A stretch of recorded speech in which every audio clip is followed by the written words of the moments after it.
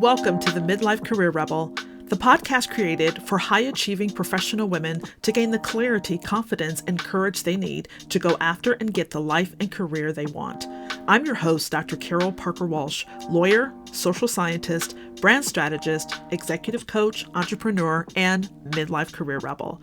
Each week, you'll learn strategies to manage your mind, navigate the challenges of midlife, and take control of your career so you can thrive doing the work you love.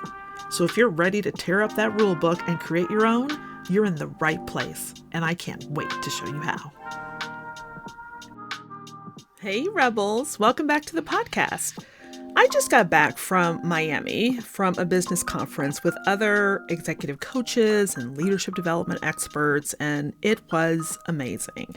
We got to geek out on data and statistics in our industry and share with each other how we can best support our clients in the work that we do. And while I was there, it got me to thinking that I don't often talk about the full scope of work that I do at Carol Parker Walsh Consulting. Now, I love supporting professional women in midlife to fearlessly navigate or reinvent their careers and gain unstoppable confidence in the process, right? I talk a lot about that.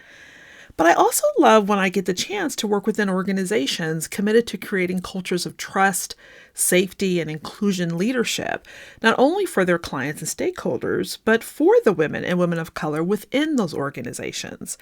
And because it's at the intersection of authentic trust, sustainable accountability, and inclusive leadership that organizations can unlock innovation and drive creativity that always yields a greater productivity and profit, I really love to play in this space. I used to do organizational consulting years ago, and primarily I focused on professional diversity development. But this type of work is very different. And through my own experience and through working with now thousands of women, coaching, training, or teaching them on these various aspects and hearing back from them some of the major issues and challenges that they're facing within organizations, it beautifully equips me to be able to do this work and to understand the power of this intersection within organizations. Now, I know I've mentioned that I was also a labor and employment attorney, right? And I don't talk about the fact that how over those 10 years as an attorney that I coached, trained, and developed emerging and existing leaders, that as a leader and consultant, I developed policies and practices to advance professional and diversity development, to create policies and systems, to implement strategies and solutions, also coaching executives and supporting high-function teams to really be able to create cultures of support and greater production, productivity, and inclusivity. Now, and I did that work for well over 20 years before I moved into academic teaching and leadership, and then ultimately launched my own business, which, by the way, is turning 9 this year. But even while I do a lot of one-on-one work and coaching, I actually have a team that actually continues to do organizational consulting for small nonprofits all the way up to large for-profit organizational systems, primarily in pharma and healthcare and higher education, some in financial institutions, tech institutions, and a few other social impact organizations. So with that, I thought, why not do a few episodes for those of you who are leaders within your organizations, or to provide you with information that you could take to the leadership within your organization so that we can actually co-create some authentic trust, inclusive leadership, and sustainable accountability to unlock the hidden in plain sight innovation within each of those organizations.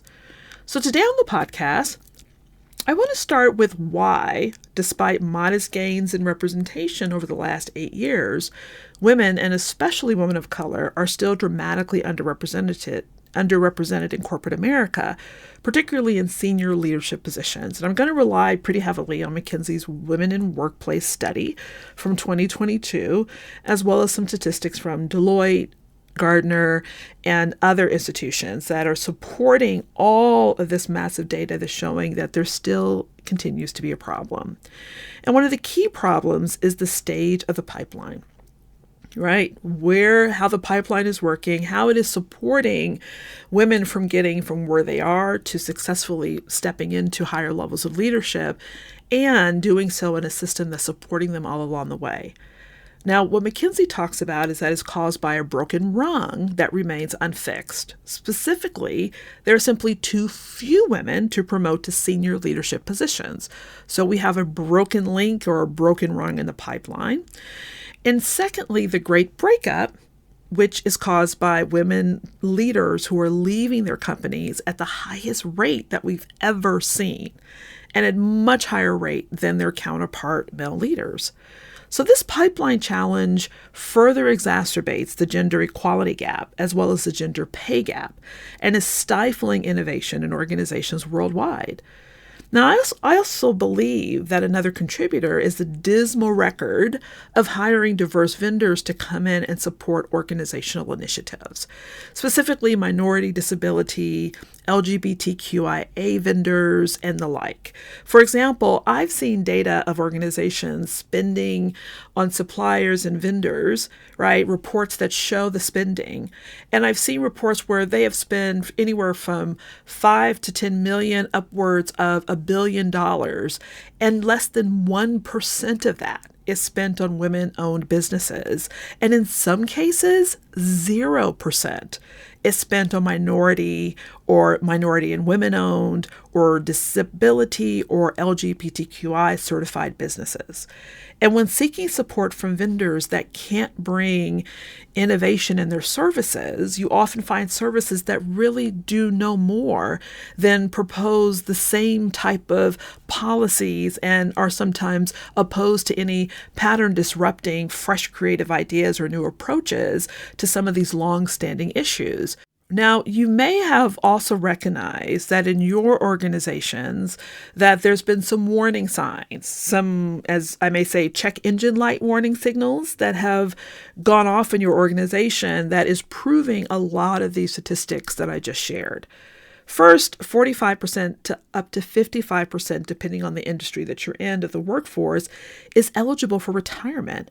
And if even 1% of your senior leadership decides to retire, you have to ask yourself, do you have a sufficient pipeline of talent to step into their place, as well as the institutional knowledge that needs to be passed on?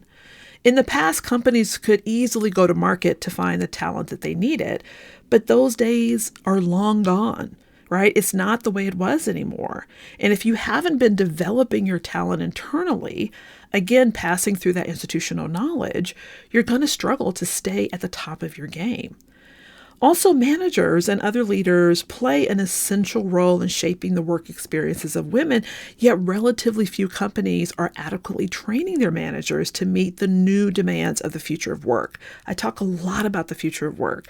I talk a lot about how your individual approach to the future of work has to change, and it also needs to change within the corporate structure. And even though research shows that companies worldwide are committed to spending up to $364 billion on training and development, 68% of organizations say that up to 20% of their leadership is absent, particularly female leadership, which severely impacts their bottom line.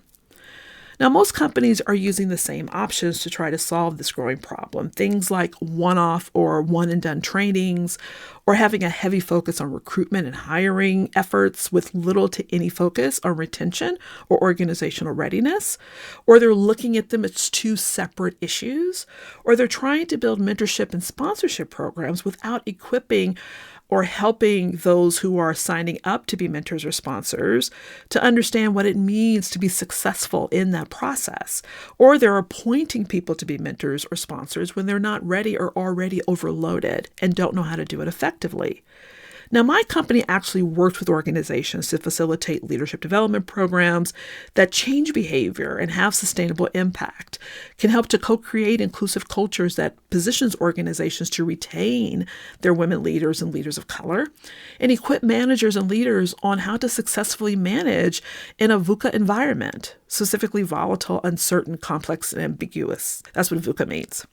Now, most leaders would turn to internal HR and L&D teams to help with these issues, but honestly, These teams are usually stretched thin, and more importantly, they don't have the objective outside perspective needed to deliver the desired results.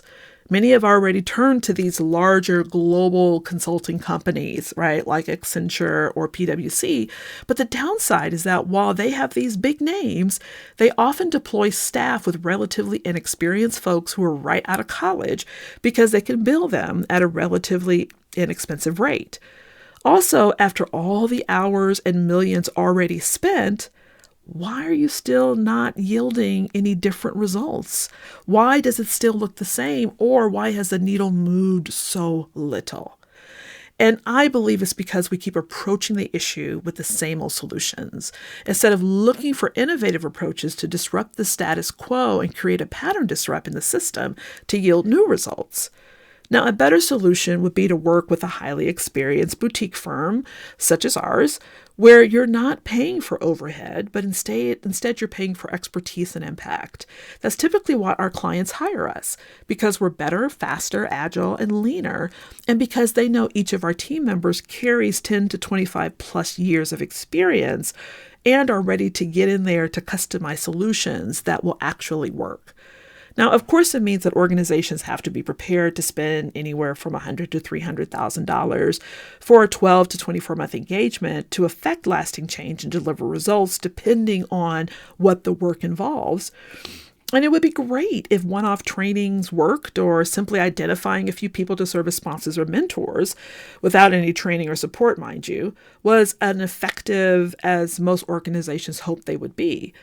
But what we've learned is that organizations making this type of time and money investment, like I said, 100 to 300K or about an 18-month engagement, they're the ones who make significant changes to solve their problems. And while it's smart to bring in a minority, women, or disability certified businesses such as ours, which we hold all three of those certifications, organizations may still try to solve these issues on their own, which unfortunately can create additional cost and time problems. For example, you can't do this work without a significant amount of cognitive interpersonal work, but some organizations believe that their leaders won't be responsive to this type of work or they'll leave. But the real risk is how long will these glass bowl leaders stay and block the desired change and bottom line results that organizations desire? Sometimes that is the issue. And by keeping someone on that you're afraid to lose while you're losing millions, as well as multiple talented individuals that are costing you innovation and productivity and income, you have to weigh which one matters most. Or how many millions of dollars are you prepared to lose due to a damaged reputation in the marketplace because you just made the worst place to work list for women, or due to massive recruitment efforts followed by massive attrition rates? One organization we've worked with got it right. They decided to utilize executive masterminds specifically for their women emerging leaders and their diverse emerging leaders, and coupled that with coaching and support for the senior and executive leaders on how to properly support those mastermind participants, resulting in a 50% reduced attrition and a 27% increase in career mobility. And because from the beginning we co-created the solution together, another client saw a 300% increase in executive academic leadership of color and a 22% retention rate by implementing a cohort-based support program and implementing a series of leadership change programs. Now, both of these were multi-year engagements because they knew that once we got in there and once we equipped the leaders, once we created the programming, once we consistently were there for sustainable accountability and commitment and culture change, that is what it took to achieve these type of results. And we did them by using the power of masterminds in organizations.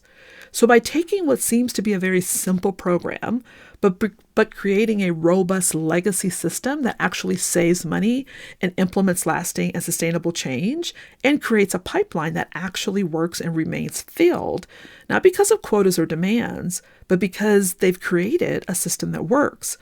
All organizations need to examine their succession plan and leadership pipeline with an eye toward the long-term impact of the loss of women at all levels of leadership, including women who are at risk of leaving. right? The great breakup that McKinsey reported. And if too many organizations sleep on implementing some proven solutions while we're in the great breakup, it can have a huge impact on companies' reputations if publicity is bad and comments on social media reveal bad practices or simply no action at all towards gender inequity, which makes it rather difficult to attract good talent in the future.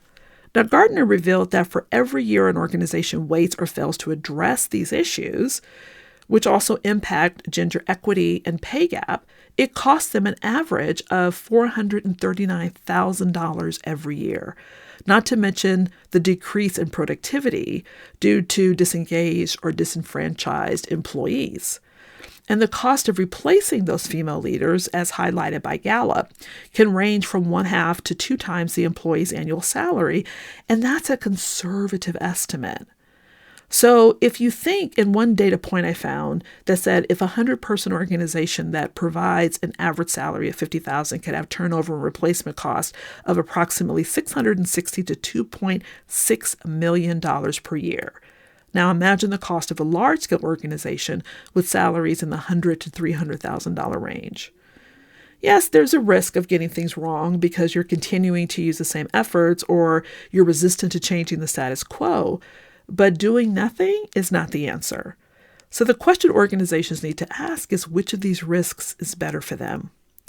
Executive Masterminds is just one of the solutions we deliver as a company, and we use them because they affect change, increase engagement, provide the nuanced support women and women of color leaders need, and with higher retention and promotion rates, organizations are able to unlock innovation.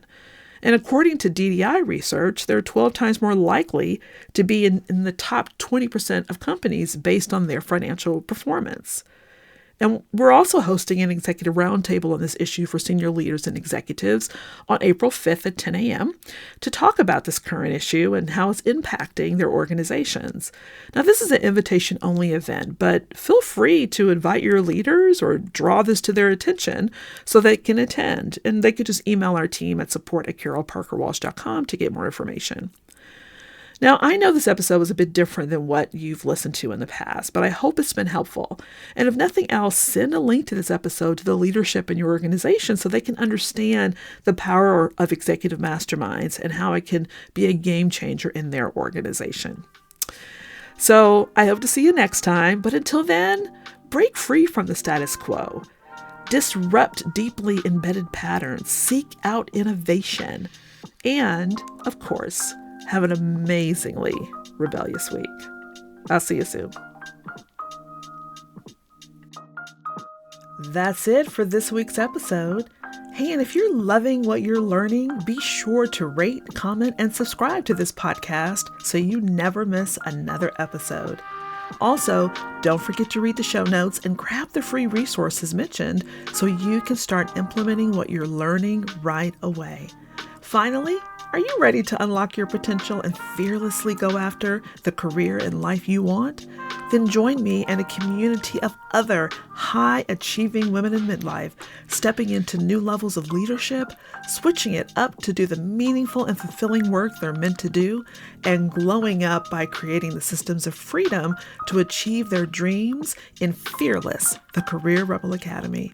You'll find the link in the show notes. Simply fill out the application, and together we'll determine if this is the right fit for you. I can't wait to see you there.